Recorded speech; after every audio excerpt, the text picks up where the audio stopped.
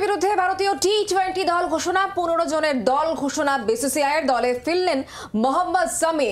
ঘরোয়া ক্রিকেট লিগে যেহেতু পারফরমেন্স ভালো হয়েছে মোহাম্মদ শামি, তাই 22 জানুয়ারি ইডেনে প্রথম টি-20 ম্যাচ রয়েছে এবং দলে ফিরলেন মোহাম্মদ শামি। এ নিয়ে কথা বলবো, সঙ্গে রয়েছে আমাদের প্রতিনিধি দেবাঞ্জন বন্দ্যোপাধ্যায়। দেবাঞ্জন, শামির কামব্যাক কিভাবে দেখছে ক্রিকেট মহল?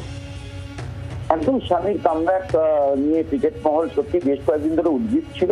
বর্ডার গাভাস্কার ট্রফিতেই ভারতীয় ক্রিকেট প্রেমীরা শামিকে দেখতে চেয়েছিলেন, কিন্তু ফিটনেসের কারণে সেটা হয়নি। কারণ 2023 সালের একদিনের বিশ্বকাপ ফাইনাল আহমেদাবাদে খেলার পর যেখানে যে ফাইনালে যাওয়ার জন্য মোহাম্মদ শামি সেমিফাইনালে মুম্বাইতে দুরন্ত খেলেছিলেন, যাকে বলা হচ্ছিল শামি ফাইনাল।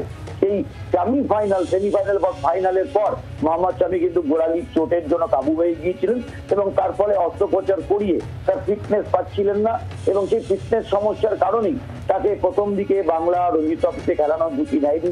যে কারণে বর্ডার গাভাস্কার ট্রফি শামির মতো একজন দুরন্ত বোলারকে ভারতীয় দল পায়নি।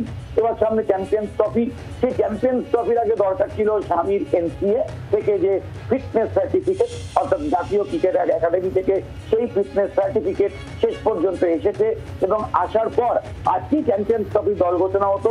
শামিকে দেখবেন বলেই, তার কারণ চ্যাম্পিয়ন্স ট্রফিতে ভারতের কাছে বড় চ্যালেঞ্জ, সেই কারণেই শামিকে যাতে ঠিকঠাক দেখে নেওয়া যায় এই ইংল্যান্ডের বিরুদ্ধে টি-20 সিরিজে, তারপরে প্রথম দু তিনটে ম্যাচ দেখার পরে হয়তো দল ঘোষণা করবেন। সেই জন্য নির্বাচকরা একটু সময় নিলেন এবং বলা যেতে পারে শামির কাছে ঘরের মাটি প্রত্যাবর্তন করছে। ইংল্যান্ডের বিরুদ্ধে যে 5টি টি-20 ম্যাচ, তার মধ্যে প্রথম ম্যাচটা শামির ঘরের মাটি ইংল্যান্ডে, সেখান থেকেই মোহাম্মদ শামি তার প্রত্যাবর্তনের দৌড় শুরু করবেন।